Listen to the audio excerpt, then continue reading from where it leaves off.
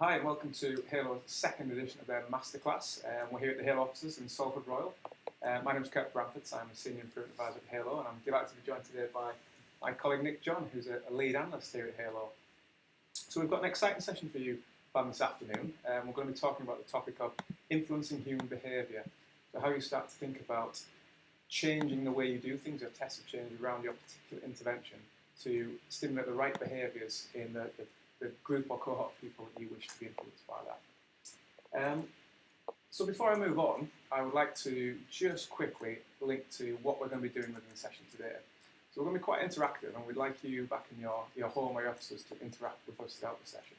So I have here an iPad to hand, which is linked to Twitter. So we'd very much like you to engage with us throughout the session in Twitter. So we have a hashtag Innovating Influence, and we have @_Halo as the Twitter handle. So we'd very much like you now to log onto your Twitter accounts via your phone or mobile devices and start tweeting us and telling us where you're dialing in from. So whether that's at home, whether that's in an office, whether you're maybe fortunate enough to be abroad somewhere nice and hot, we'd love to hear from you. So hashtag Innovating Influence and @_Halo.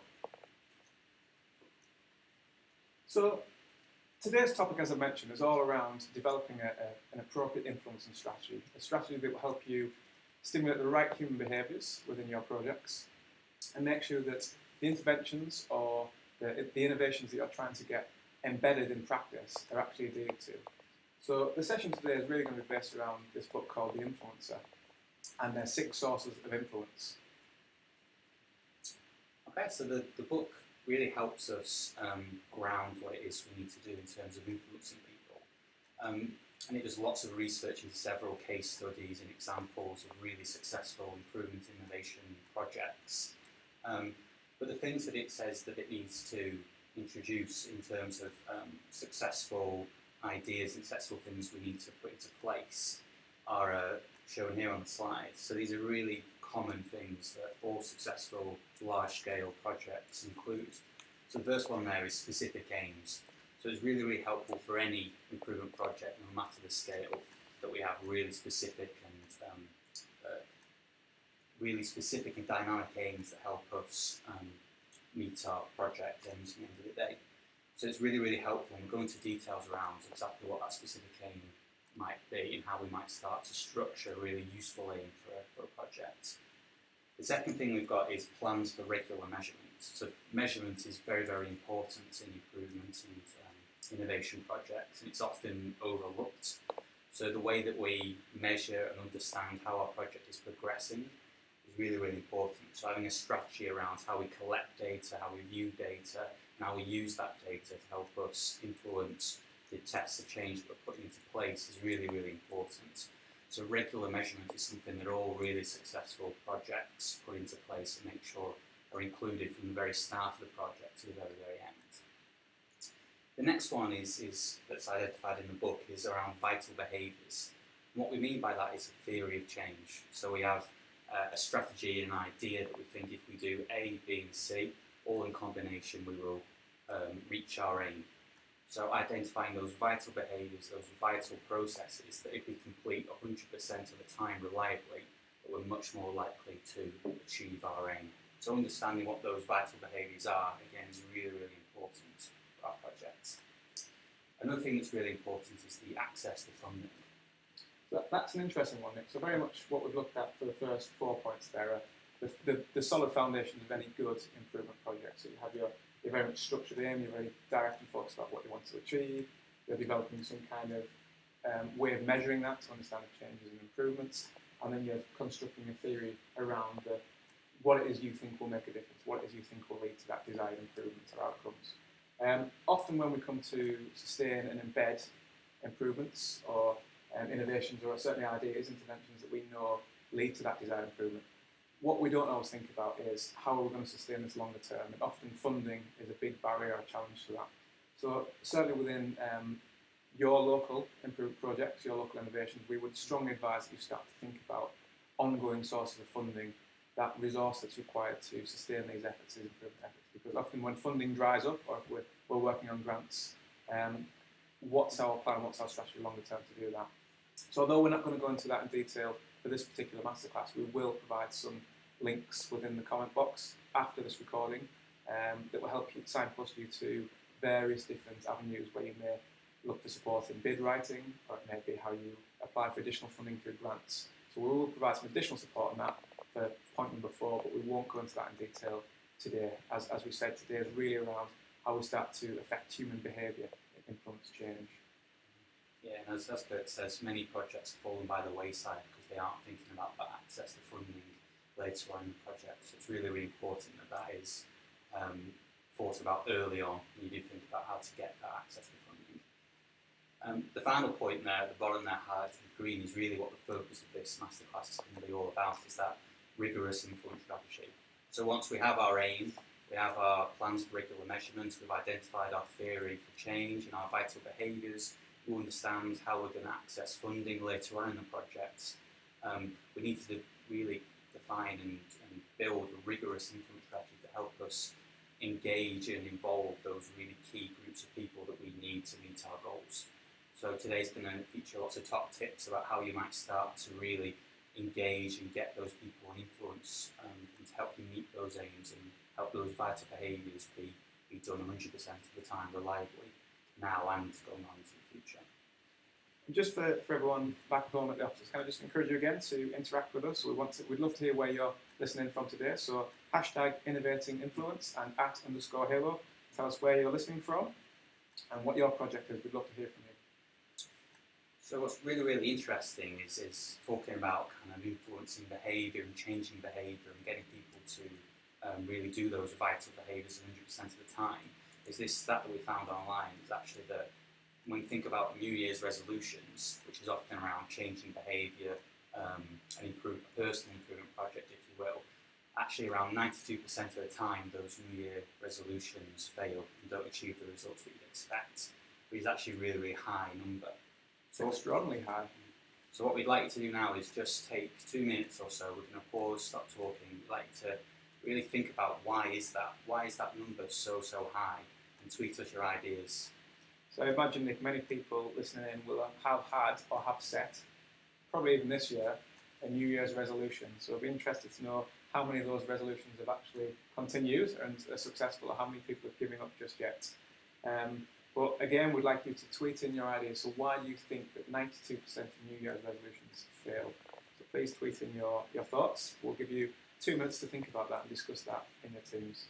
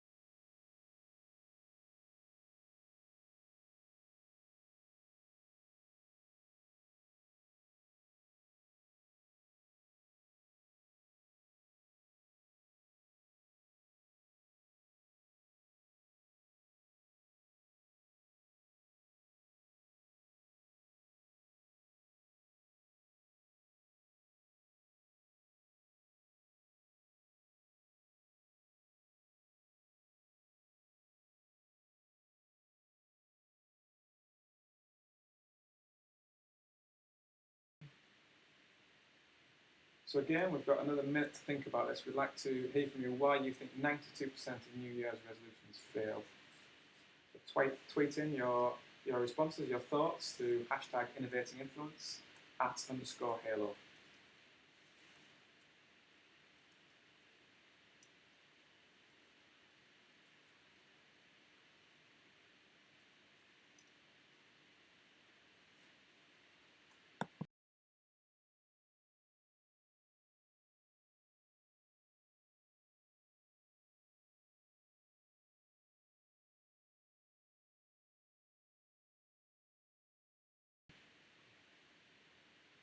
Okay, so that's our 2-minute challenge there for you. So why do 92% of New Year's resolutions fail? So Nick, why do you think this is, first of all? Well, it's an interesting question. There's probably quite a few answers that we could talk about. Some of the common themes that I've heard before is around aim setting. So setting something that's really unspecific can be something that leads to kind of failure and giving up. So making sure that that aim around what it is you actually want to do is really, one, really specific, but also realistic is another one that we see come up. So it might not be realistic to say, I'm going to give up chocolate forever. So maybe you can start to narrow that down and say, well, maybe I can give up snacking on chocolate bars at my desk at work. Chocolate's probably quite a common one, I'd imagine, as well. Someone's messaging said that often they set a goal that's too ambitious, so I'm going to give up chocolate, but don't really define why they're going to do that, how long that's going to last for, is it forever, is it for 6 months? So unclear on that particular area. Yeah, so the aspect around aim. Another really common thing that we hear when we ask this question is around accountability. So often there's no one to really hold you accountable to make sure you do kind of meet that kind of aim or meet that the project you want to put into place. So you set up with a good intention, but don't necessarily have that external influence in making sure that any accountability, I suppose, is what we're talking about. Yeah, someone checking in, making sure you are kind of doing what you're supposed to be doing. And that can often lead to a lack of focus. Sure. And the last one that we hear quite a lot around this is because New Year's resolutions are a thing that are commonly done, is people just sort of jump on a bandwagon and say, yeah, I'm going to do a New Year's resolution too. But they don't really have their kind of heart behind it. Yeah. It's just something, okay, I'll kind of set it, but it's not really something they want to do. So they kind of lack that motivation. That's really interesting. I think we sometimes see that with the latest sort of innovations or projects or initiatives. There's a bit of a campaign around people jump on the bandwagon, but don't necessarily think about what structure is required to maintain that longer term. Interesting. So for those of you listening in, there's a bit of a solution to this. So whether you apply this to your New Year's resolution or whether you link this directly to your projects, there is an answer. There is a model or framework we can use for this. It is, yeah. So just to kind of summarise those ideas that we've put together, I think often we try kind of just one solution and tend to give up, and as we said, that might be down to several kinds of reasons. But really it always comes down to that changing human behaviour is very, very difficult. And hopefully this model that we're going to go through now can give us a summary of sort of how we might start to think about structure our change ideas to really make sure we do influence that behaviour and change that behaviour long term. Okay. So the model that Nick's alluding to is called the 6 sources of influence. So we're just going to zoom back in on the slides here so you can see that. So certainly in the book and from personal experience, many of you will know that there are 2 types of motivation. We can categorise motivation into 2 types. So you can have personal motivation. So are you personally motivated to do something? And then do you have the personal ability to do that? So are you physically able to do that? So thinking back to our chocolate example, are you personally motivated to give up chocolate? Some of you may be, some of you may not. Secondly, do you have the ability to give up chocolate? So we look at motivation in 2 types, 2 categories, personal ability and personal motivation. But the 6 sources of influence model breaks that down slightly further and looks at that motivation influence from not just a personal, but also a structural, a social and a structural level. Yeah, so as Kurt says, we can kind of categorise influence into 2 levels. We've got motivation, which is the column on your left, and we've got ability, which is the column on the right. And within that, we have sort of 3 sources. There's the personal, which is the top row, social, which is the middle row, and then structural, which is the bottom row. And the combination of those columns and rows gives us our 6 sources of influence. So we can go into a little bit more detail around what those 6 sources actually are. We have the first source is personal motivation. So that's something we've referenced before, is do you actually want to do this behaviour? So do we want to give up chocolate? Is it something you personally want to do? Are you motivated to do it? And often that's not the case. So having that personal motivation in place can be really, really important for kind of changing a behaviour or a process long term. And that's really a big starting point. Do you have the personal will and motivation to want to change, to want to do the right vital behaviours? If we haven't got that, then I think it'd be quite challenging to move on from that. Yeah. And the next one we've got is personal ability. So you may be really, really motivated to kind of give up chocolate, but do I have the ability to give up chocolate? Do I know what the best strategies and best methods to give up chocolate, what that might be? So personal ability is often about training, kind of giving people the knowledge they need to actually do this type of behaviour. So that's again a very, very common source of influence that we need to think about when we try and design and define our strategy for influencing people, those key groups. So that gives us our top row of personal. The second one is around social. So social motivation is our third source of influence. That's often called harnessing peer pressure. So it's getting people working within the system to really kind of help you out. So provide encouragement, give you support from within your peers rather than that external top-down sort of approach. So a really common example you see of this would be you go to a kind of a weight loss help group where everyone kind of meets and they chat about their problems and support and encourage each other. So that's a really important source of influence that really help us influence behaviour and change behaviour. Again, is adding in that social aspect of social motivation. Alongside social motivation, we've got our fourth source, which is social ability. So this is around helping people out, so providing assistance, often from an external expert. So finding someone who's given up chocolate or lost a lot of weight before, and they know what the best methods and tools were, so they can kind of chat to you, help you and coach you through it and give you feedback on the work that you're doing. So that providing that social ability is, again, very, very important. So does that link into input from peers and experts on similar levels, people who you wouldn't necessarily see as senior but on an equal playing field to you? Yeah, essentially, yeah. It's about getting support and guidance and help from somebody else rather than going alone, trying to do this by yourself. The last kind of role we have there is structural. So this is all about changing the environment that you're working within. So the fifth source we've got is structural motivation. So that's around accountability, rewards and punishments, and making sure we harness that in the right way to help us support and change behaviour. So am I accountable to someone? Am I getting rewarded? Am I using incentives in the correct way to make sure this behaviour gets completed long term?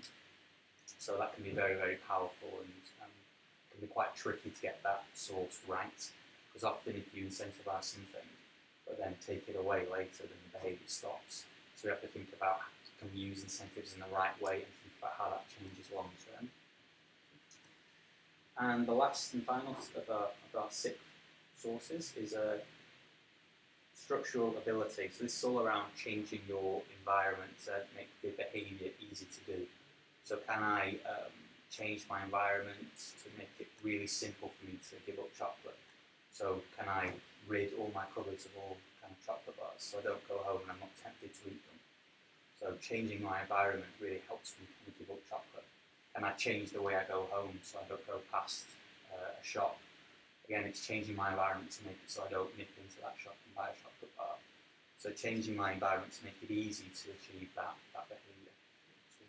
So that's really interesting, looking at those six sources, Nick, because I would imagine many people listening and viewing in will be able to look at those sources and probably identify when each of them have been used maybe individually, particularly piece of work. So I'm thinking things like structural change, structural motivation, that might be a particular policy that's being put in place. So the policy is now changed and as a result this is what you must do. Or there may be personal motivation from individuals who are quite passionate about a particular change or a particular project. Or you might have a social motivation that's looking at maybe huddles, support groups, but all very done in a siloed way. So taking individual motivations, trying them in a very much siloed way, but not necessarily getting the traction, getting the influence that we'd like or that we particularly need.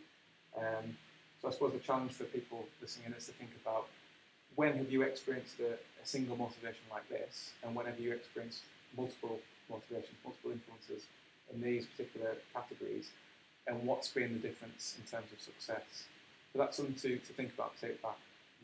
And a really interesting stat from the book is that if you use 4 or more of these 6 sources, so get 4 or more of these 6 sources pulling in the right direction, then your chance of success goes up 10 times. Wow. So it's a really interesting...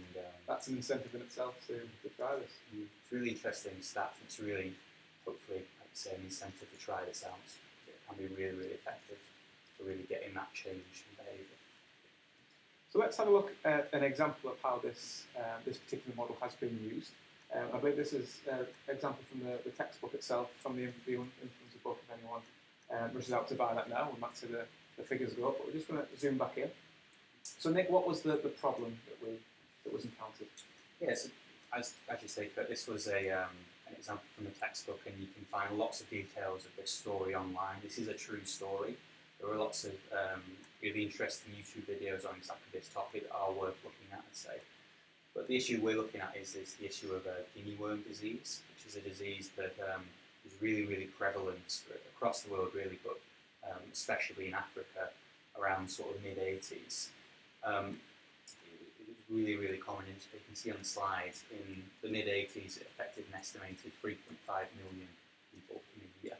So it was really, really prevalent. Essentially, you can see from the images, and you can see lots of YouTube clips on exactly what this disease looks like. But essentially, it's kind of spread through dirty water, infected water. So a person would come and drink a bit of that infected water, that tainted water, and essentially you would have kind of spores in there.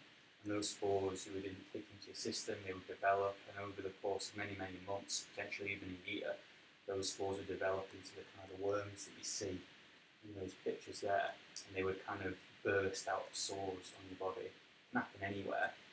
It's very, very rare to cause death itself, but it really does lower your quality of life. It's so painful, and there's really no kind of cure. You just have to kind of treat it best way you can by trying to pull that worm out very, very slowly over the course of several weeks, within a month. Sounds absolutely horrible. I think I've seen a YouTube video actually where the only real treatment is to tease the worm out slowly. So every few days, every week, they would wrap the worm around a twig to kind of start to tease it out, pull it out, until eventually it was fully out of the body. And I think these would grow to a couple of feet long in some instances. So an absolutely horrible thing, but a very easy problem to solve. So often the sores and the blisters in which the worms would emerge from really stung. There was a burning sensation, Nick said. So the locals would go to the local rivers, the water sources, and bathe their wounds really, because it was the only relief they would get. Hence then spreading the infection further. So pretty much all of the water sources were becoming contaminated, and it was just a vicious cycle of a recurring problem. Yeah, exactly. So as you say, it was very, very common, and it kind of spread. And as you can see, 3.5 million people estimated to be affected in the mid-80s is absolutely huge. But it is very, as you say, we kind of know the methods we can choose to put into place to try and lower that. So that's kind of the setup. What we want to do is if we think about the really common things that are included in a successful project that we started with, the first thing is around setting aims. So setting a really good, specific aim is really, really important. When we say an improvement, the best aims are specific, measurable, and time-bound. They always have those things in common. It really makes them useful for an improvement project. I'm sure many of you listening in have set very specific and clear, measurable aims for your particular projects. Yeah, so we say that aim needs to be specific in terms of you're talking about real numbers of things. So in the example we give at the bottom, we want to say, let's reduce the cases of Guinea worm disease down to 0 cases a year. So we've got an actual number in there, a figure of 0 cases. So setting a specific number is really, really important for an aim. So then by the end of the project, it can be really, really clear, did we succeed or did we not succeed? And if not, how far away are we? So setting those specific numbers is very, very important. But alongside that, making sure that your aim is measurable, again, is very, very important. So you can track your changes over time, see your progress. And if you're not seeing the progress that you'd expect, the amplitude of change that you'd expect, then you can kind of make alterations, try new things, and you get that feedback around what you're doing is working. So this really links back to having that good structure and setup around your projects. You know exactly what it is you're trying to achieve and when you've got there. Yeah. So what were the solutions around this then? So what were the things that we knew of this particular challenge needed to happen in order to overcome it? Yeah, so I guess that fits into the next sort of topic around identifying vital behaviours. So this is our theory of change. So what are the key things that investigating the problem we know we need to achieve? So in this example, we're using a fairly simple tool of the drive diagram, but you could use many tools to try and come up with this theory. we can see that actually the key three things that tend to drive this, that we know if we do these vital behaviours, we do these vital processes, we will achieve that aim of 0 cases. The first one's around filtering our water. So the behaviour would be all drinking water must be filtered, and that is something that wasn't commonly done across Africa at this time. The second one is around the spread of infection. So if we do get an infection from drinking water that perhaps wasn't filtered, then how do we stop that infection spreading? And again, so that vital behaviour would be, if a person becomes infected, make sure they stay away from the common kind of water supply. So they don't go and bathe their Exactly. their sores, yeah. Exactly. And then there's a third driver around culture, so around how the people think of the disease, how they treat the disease, how they talk about the disease, and how they don't kind of think of it as this is something that's unavoidable. They understand that they can avoid it, they just need to be doing these vital behaviours. So looking at those, Nick, it's quite apparent to me that they're very process-oriented things. So step one is filter our drinking water, quite a practical thing, a thing that we do. Step two is look at quarantine isolation for those infected, make sure they don't contaminate other water sources. Step three is looking at the social behaviour, so making sure that if a neighbour or a family friend, whoever it may be, isn't filtering their water, we're teaching them and educating them to not do that. So in thinking about this in the scale of a project, they're very much interventions, applications, things that we know must be done, and quite simple things really. So what was the real challenge behind people not doing this? Because it seemed quite simple. Well, if you do these three things, we're going to stop the worm from spreading. And it is simple. We've known these three things for a very long time. But I think the issue is around how do we change that behaviour and how do we embed this and get this to stick long term. So it's around that influencing behaviour and making sure that behaviour does change. So I guess in this instance, people need to drink, and if the only available water source is contaminated, they'll still drink it. If they're in excruciating pain, they're in a discomfort disposition because of their sores, they need to soothe them, they're burning, they'll go and bathe them in the water. So all of the wrong behaviours are kind of motivating them to do the thing, the opposite of what we want them to do. Exactly. So we need to really think about how we engage those 6 sources and how we really turn those influences on their head and make sure we're kind of pulling in the right direction to make sure those vital behaviours are done regularly, those processes are done regularly across the village, the country, the world, wherever it is we're working on. And this is really where the model starts to come into play. So we're moving away from our theory of change, the application of interventions and processes to change a desired outcome within a system, and looking at the psychological aspects of how do we influence the right human behaviour to do the things that we need them to do in order to see improvements. Yeah. And the example we're going to show here, they did various things within each of those 6 sources of influence, various little tweaks, changes, passive change, to really help those vital behaviours be completed regularly. So the first example we can give is around personal motivation. So do they want to do the behaviour? So as you said, if you have a sore and it's really, really stinging, and the only way to stop that stinging is to go and bathe it in the water supply, then you've got a really good personal motivation there pulling you against one of our vital behaviours of staying away from water supply. So how can we start to turn that vital behaviour on its head, that personal motivation? And often it's around understanding hearts and minds and getting them on your side. So these people have been living with this disease for a long, long time now. So how do we start to really help them understand that this is preventable, this is something that we can avoid, we just need to be doing these vital behaviours long term. So really helping them understand the process and the system, and your theory can be very, very important for getting those hearts and minds on your side and making it say, okay, we understand, we want to do this behaviour now. Okay. The personal motivation. The next one is personal ability. So one of our vital behaviours is around filtering water. So they may be very, very motivated to filter the water. They understand the issue, they understand exactly what they should be doing, but do they have the ability to know how to actually filter the water? So what they did in this situation was they ran little seminars and teaching sessions around this is how you filter the water.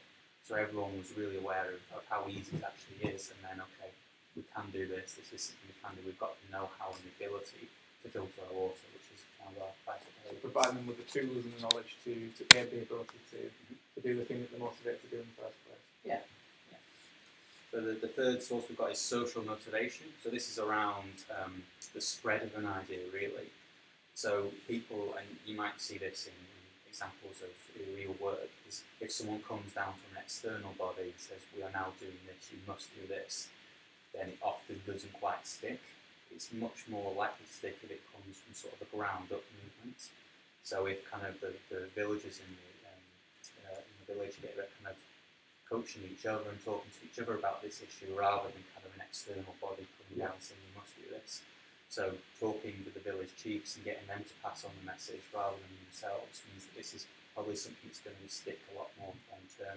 You're really using peer-to-peer rather than that kind of top-down approach. And that's exactly the kind of thing that works internally, certainly in organisations and hospital systems, is if you're seeing an idea spread from a colleague, from a peer, that's much more powerful motivation than an external expert coming in and saying, this is how you must do it. We know we're the experts, we're telling you what to do. So I can see how that really translates to this particular example. Yeah. So our fourth source is around social ability. So this is around helping each other out. So one of our vital behaviours is staying away from the water supply.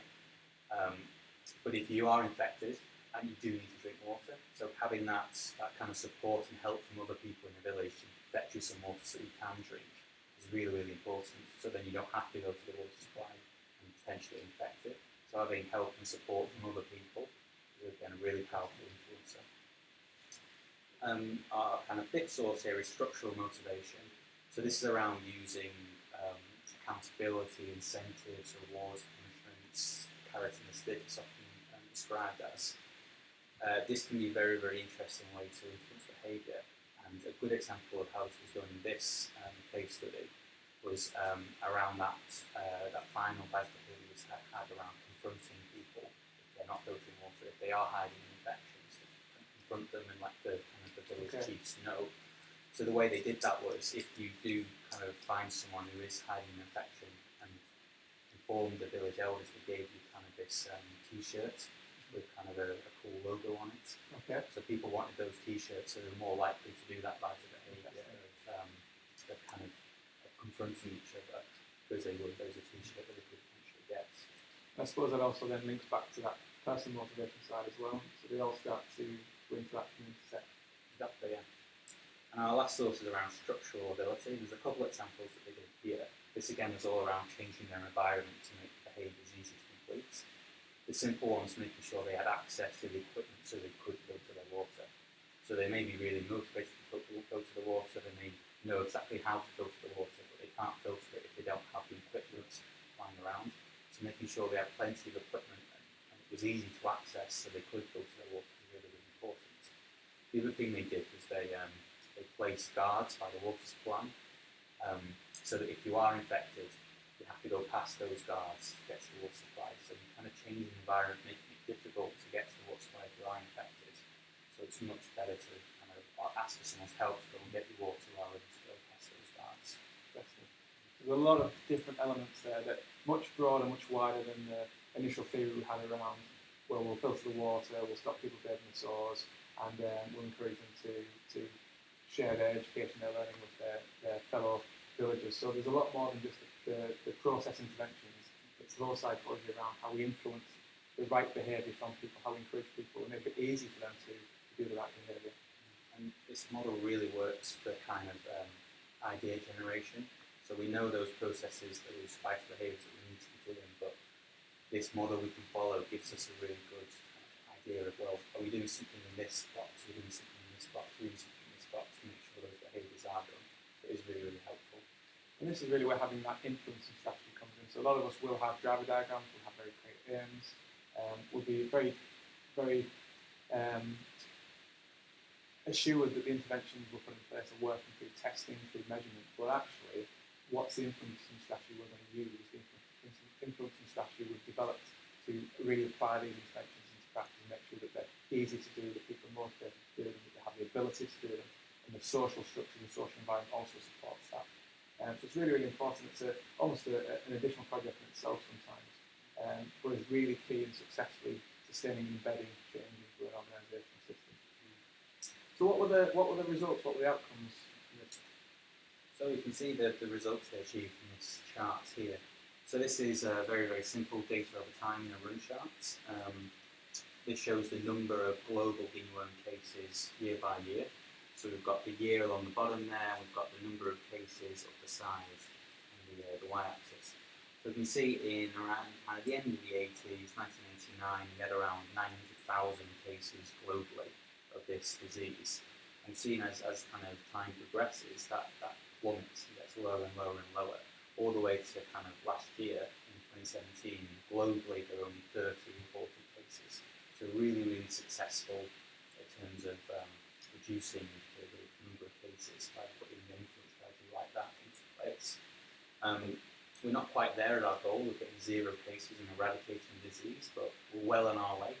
And the World Health Organization is very, very positive around meeting that potential aim of eradicating disease in the next year or two. So really, really successful results there. Amazing results. And I think if we look at the chart, certainly around this kind of area, this is when we knew we'd put in the basic interventions to process around filtering water, isolating individuals from bathing their sores in the water, and we saw some results. But actually, to really get to our goal, to really meet the improvement aim we set out to do and get the desired results we were after, we needed to combine that influencing strategy to really stimulate the right behaviours and support people in their ability to do that. And that's where we're seeing a dramatic decrease, right down to, as I said, almost 30 cases now in 2017. So huge, huge advances in the outcomes as a result of thinking about the psychology of change that might be at play. Okay, so I believe we've got a bit of a challenge now for the people listening.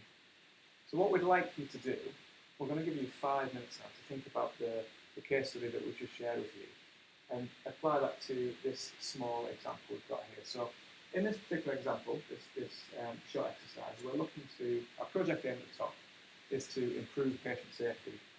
So within an organisation, maybe even just a ward, we want to improve patient safety. The intervention, the process, the change that we're going to make is we're going to apply a safety checklist. Now, you can interpret this as you like. This could be a falls checklist, it could be a pressure ulcers checklist, it could be a BTE prophylaxis checklist. We've just kept it quite vague. So a safety checklist is the intervention we're going to apply. Now, the stumbling block we have is a lack of engagement from the nurses. So we're not picking on nurses particularly here. Just in our example, it was the first member of staff that popped to mind. So we have an aim of improving patient safety.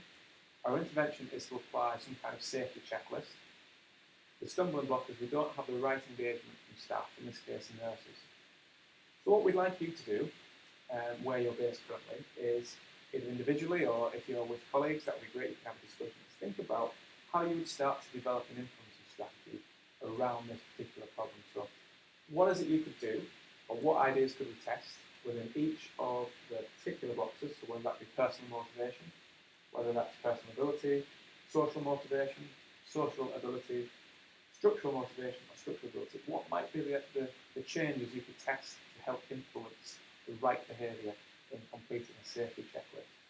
So we're going to give you 5 minutes where you're based currently, and we'd like you to have this conversation, hopefully with colleagues, if you've got colleagues around you, but we're really keen for you to tweet in any ideas of tests of change you might have around individual motivation or several if you get that far in exploring your ideas. So we'd like you to tweet in your ideas to hashtag Innovating Improvements @_Halo. So really want to hear from you. What ideas would you have to motivate people throughout the various categories to complete a safety checklist? So we're going to give you 5 minutes to do that.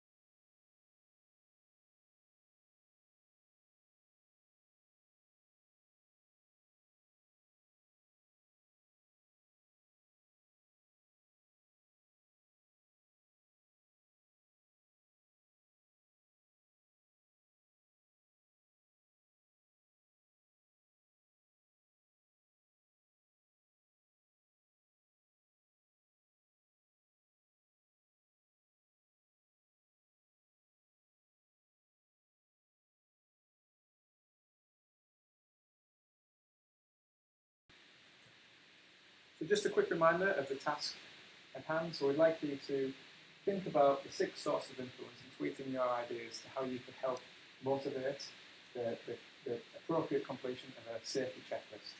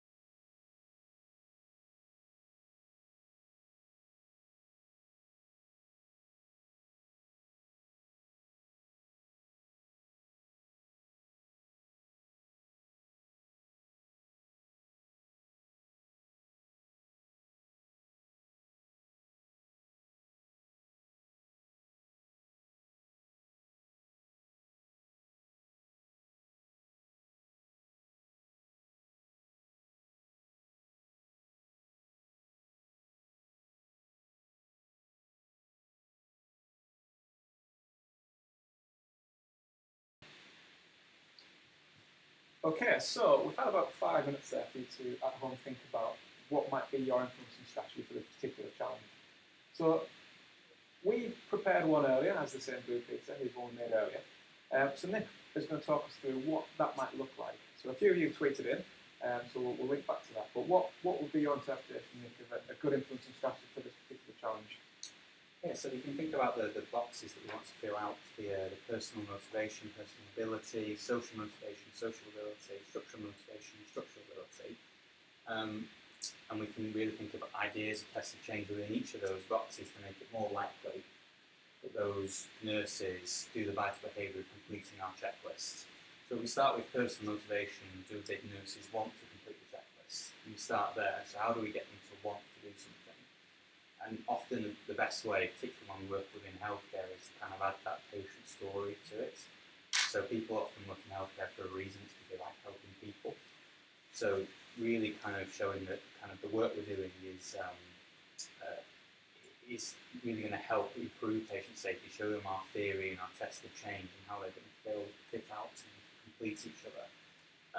So in this case, we could sit down with the nurses and really explain what it is our tested change is, explain our theory and really kind of show some evidence and include the patient story about how it is we're going to improve that situation. So they understand exactly why it is we're doing that and how it is that kind of... So if we just zoom in on the checklist then, we'll be able to see each of the 4 categories there. So the first one we're talking about is the personal motivation. So how do we stimulate individuals to be self-motivated to want to do the right thing, or in this case, complete the checklist.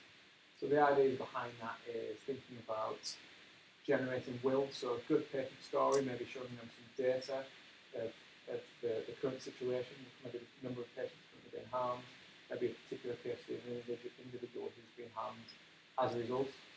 That might help. Yeah, bringing that person aspect into it, really helping them understand why it's doing this, getting their kind of influencing their hearts and their minds is a really good way to get them on board, to actually motivate them to do what it is we want to complete there. Okay. The next one we can talk about is personal ability. So they may be motivated to complete the checklist, but do they know how to complete the checklist? So delivering training on this is what this box means, this is what this box means, this is the best way we tend to complete the checklist can be really, really powerful, making sure that behaviour is done. And certainly things like checklists or the tools, we quite often just assign and say, right, we would like to start completing this, but very little do we actually go away and give some training for that type of thing. We just assume that maybe people can do it, or it's intuitive in terms of what needs to be filled out, but we don't always get the right information, people don't understand it, so we don't do it. Yeah, and again, this is something you see all the time. It links back to personal motivation as well, because you often see just a big pile of forms comes down, we're doing this now, and there's no explanation of why it is they're doing it. So why would I want to do that? I don't understand what it is I'm doing. I'm not motivated to do it anyway. So it often feels like things are done to people rather than exactly. okay. Personability, again, very, very important. Next one is social motivation, so getting that peer-to-peer aspect of peer pressure, bringing that in and harnessing that kind of power to really kind of make sure this checklist is done reliably. The test change we could do within here is to enlist what we're calling checklist champions. So people that work on the ward, peers, other nurses, getting them to really champion the checklist and really kind of hopefully start to enforce and talk about the checklist. And so it feels like it's coming from a different space. It's organically grown rather than kind of top down, you must do this now. So similar back to the case of the example of the Guinea worm, but rather than having external experts from across the cities come in and saying you must filter your water, you must isolate infected people, we're looking at getting the local villagers to share that, the chiefs, etc. So in this example, we're looking at getting fellow colleague nurses who are championing the idea to come and spread and train that idea. Really, really important. Next one, we've got social ability. This is around getting external sort of feedback, advice, getting help from other people. In this case, we could ask a neighbouring ward or a neighbouring hospital who are using this checklist to come in and talk to our nurses so they can explain, well, it works really well for us and this is why. We've had this issue and this is how we got over it in terms of completing the checklist. So that kind of feedback and advice can be very, very important. Seeing and hearing success firsthand from other areas that may be doing it. So it's bringing in that external person as kind of like a sense check to give us some help and guidance across our journey of implementing this checklist. Very, very important. We've got structural motivation. That's using kind of accountability, rewards and punishments in the right way, centralising the use of the checklist. So what we could do here is that actually the ward that has the best completion rate for our checklist, they can get a mention in a newsletter that goes around to all the chief execs. So there's some kind of incentive there. We could display the data of how many checklists get done on the ward, what proportion of patients getting this checklist done. So we can start a little bit of friendly competition between neighbouring wards. Again, a really important and interesting way to kind of drive that behaviour and influence using that accountability, motivation, accountability aspect. It's very, very interesting way to do things. And our last one we've got is structural ability. So this is changing the environment to make it easy. So making sure we have plenty of paper forms available on the ward. We know where to print new ones off if they run out. Maybe even putting it online so you do it as part of your EPR system rather than a separate paper copy. So changing the environment to make it as easy as possible to complete that form. So often the environment perspective is looking at how you make things as easy as possible, as you said. So if people are motivated and the social motivation, how you make sure the structure and environment is set up to allow people to do it very freely, very easily. We've had a couple of tweets in, one from Jennifer, so she's fantastic. Thank you for sending that in and taking a snapshot of your notes. So certainly on a personal motivation perspective, Jennifer's saying maybe we could ask questions and opinions of the nurses, so what do they think is a particular issue in safety on their ward and their environment. So I think that would certainly help in the personal motivation side, understanding what they feel as challenges, helping them to understand the situation, absolutely. And also ask the question, find out what's holding them back. So is it that they're maybe scared of change? Is it capacity issues? Is it a lack of knowledge? So again, I think that's starting to link into the personal ability side. So do they understand how to do it? Do they understand what the issue is? Have we got the right education? And then maybe even boarding into the social ability as well. So do we have capacity? How can we share this across the wider workforce? Where's that accountability as well? So if there's lack of capacity, then who else might be able to support and do it? So lots of great ideas there. Thank you very much, Jennifer. Yeah, it's really interesting if we think about going back to the research from the book. If we did 4 or more of these kind of tests of change and turn 4 or more of these influences in our favour to completing that checklist as a vital behaviour, then the success of this project, or the chance of success of this project of implementing the safety checklist would go up 10 times. Yeah. So it's a really good, again, model to really think about what other ideas and test changes we can put into place to really influence our behaviour. And there's some more comments coming through. It's great to see. So Nicola's also saying that it's not just about motivating about how we make them own this particular intervention in this example. So almost the strategy that we build around that to the influencing strategy. So how do we make people really own something? A lot of that tends to come from sometimes the testing and development of it. So if they've been involved in the development and testing, or have an opportunity to experience the change of intervention beforehand, that's often a good way to get people towards it. Thinking back to that, often we have something and we just give it to people and say, right, you must do it. That tends to be where we get the challenges of change, the resistance, because we're given something without really understanding why, or in this case, owning it ourselves. I think thinking about these key areas is a real good way to start to navigate around that pitfall of people resisting to change because they don't understand it, they're not motivated to do it, and the environment doesn't support them to do it. That taking the ownership is classic social motivation. So making them feel part of the process is really, so it's from the ground up rather than a you must do this. Fantastic. Okay, so again, we'd love to hear more comments from you. So even after the session, if you want to tweet in, if you've had any thoughts or reflections post-session, then please do use the hashtag Innovating Influence and @_Halo. As mentioned, we will put in a lot of the resources and the links into the comment box of the YouTube video. Okay, so we've got one more example. This is again a real example. Is a nice video here, really showing kind of how you start to put these ideas into place in practice in a really good way of showing that it's often not just one idea. It's not just one thing that works. It's an amalgamation, a combination of those ideas put into place that's really, really effective.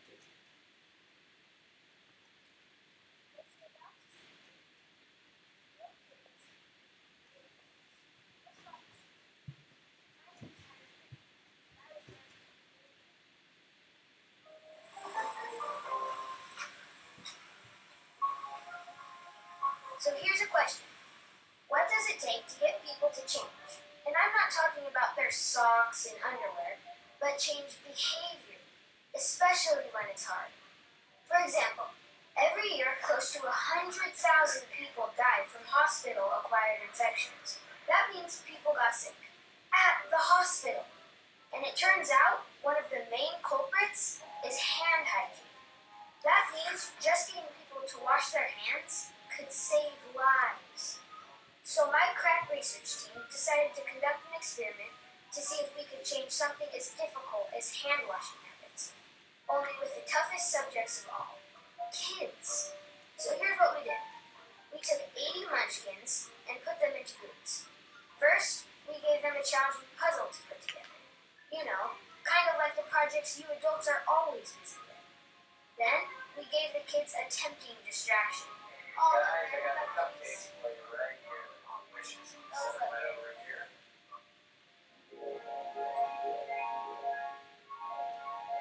Once I see that you guys have put the whole puzzle together correctly, I'll raise my flag, just like this, and then I'll blow my whistle. Okay? And when I do that, you guys can all go and get your cupcake. So what would it take to get these kids to wash their hands? How about a good reason? So one thing you guys should know, there was a sick kid in here playing with the puzzle pieces. He had a runny nose and coughed a lot, so there's probably a lot of germs on everything. But there's hand sanitizer over there on the table that you can use to wash up. Okay, which will win out? Delicious frosted cupcakes or the fear of a typhoid toddler? Let's watch. They finished their task, and look, if the threat of one sick kid wasn't enough, just look at all the new germs popping up. So with all those good reasons to wash, what do you think they'll do?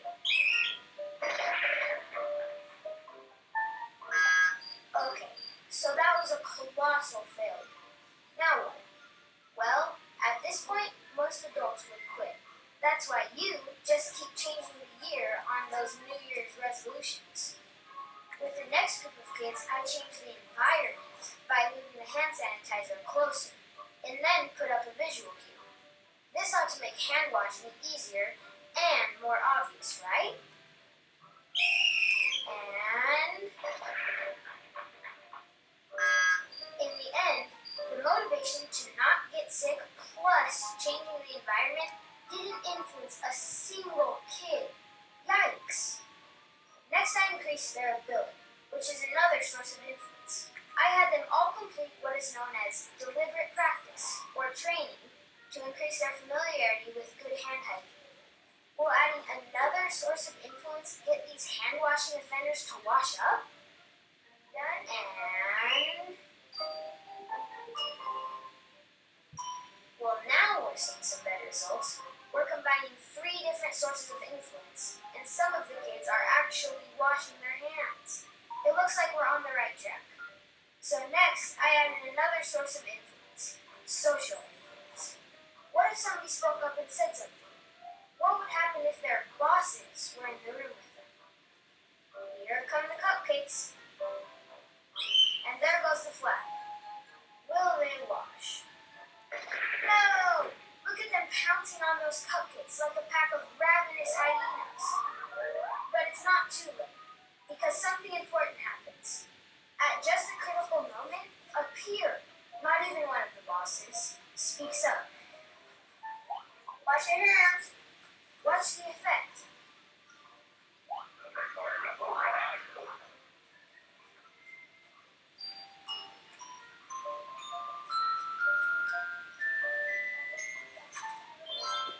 Success at last! So social motivation obviously made a difference. But was it the only thing that mattered? What about our other sources of influence? Here's what my kids had to say. Hi. I was walking over to get my cupcake, but then someone said, wash your hands, because this boy had this nipple. So what's the point? We often underwhelm overwhelming problems. We try a couple of things, and when they don't work, we give up. But my dad and his colleagues discovered the secret to overcoming tough problems. You need to combine at least 4, preferably more, sources of influence. And it doesn't matter if you try it with kids or hospitals, at the office, or even at home. If you use 4 or more sources of influence, your chances for success go up 10 times. 10 times! So there it is. The key to changing almost anything is to marshal the power of at least 4 or more sources of influence, but preferably all 6. And heaven knows, we need it.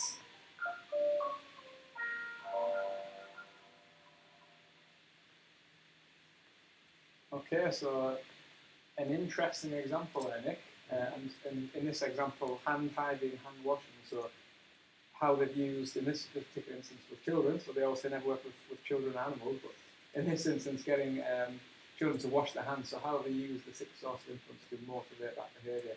Very interesting to see how it was actually a combination of several things that stimulated the right human behaviours. It wasn't just one thing, and when they applied one thing at a time, it didn't work and had very little success. So a great example there. And I think we see that quite regularly in real-life examples, certainly around hospitals, even with the basic task of hand washing. There's many times I've been on wards or different organisations, and I'm motivated to wash my hands. I go wash my hands, but the soap dispenser is empty, or there's no sanitizer gel there, so therefore it doesn't encourage the right behaviour. So really interesting to see how the combination of those brought together really makes a difference. So this brings us to the end now of our second masterclass, and we really just want to kind of summarise what we've covered today. So the first thing, step 1, Nick, is understanding the problem and setting a good improvement aim, one that's specific, measurable and timely. Exactly. The second step is to develop a theory of change. So in this particular instance, our theory of change was orientated around what we call a driver diagram, but some way of articulating what it is, what are the particular interventions that we think will lead to the desired improvements, and how we measure the impact of those. And once we've got those desired interventions, what's the next step we need to do? So once we've identified those vital behaviours, those processes that we know, if we do those processes 100% of the time reliably, then we will meet our aim according to our theory of change. And that theory may change as we learn more and progress through the project. But once we have those vital behaviours, then we need to really think about those 6 sources of influence, those 6 boxes. How do we start to turn 4 or more, preferably all 6 of those sources, in our favour to really achieve those vital behaviours? So develop your influence and strategy. So our challenge and take home really today is to think about for your intervention, your innovations, your particular project, if you've got those set ideas, the things that you know through testing and through evidence that actually make a difference if done right, how will you start to craft an influencing strategy to really combine that, to make sure that the psychology of change is in place and that we're encouraging the right behaviours from the people involved, whether that be an award or even an organisational level. So what sources of influencing are you using? And if you're using one or two, how can you start to increase that by using the 6 sources of influence model? Okay, I think that's everything from me, myself and Nick today. I'd like to thank Nick very much for joining us. It's been a fantastic presentation. Thank you very much. This online masterclass will be available through the Halo website at www.halo.org.uk, as will the previous masterclass, and we're also uploading the most recent podcasts, so please do go and check those out. That is it from me, Nick. We'll look forward to the third masterclass in due course, and hopefully we'll see you all, or speak to you all very soon. Thank you very much for listening.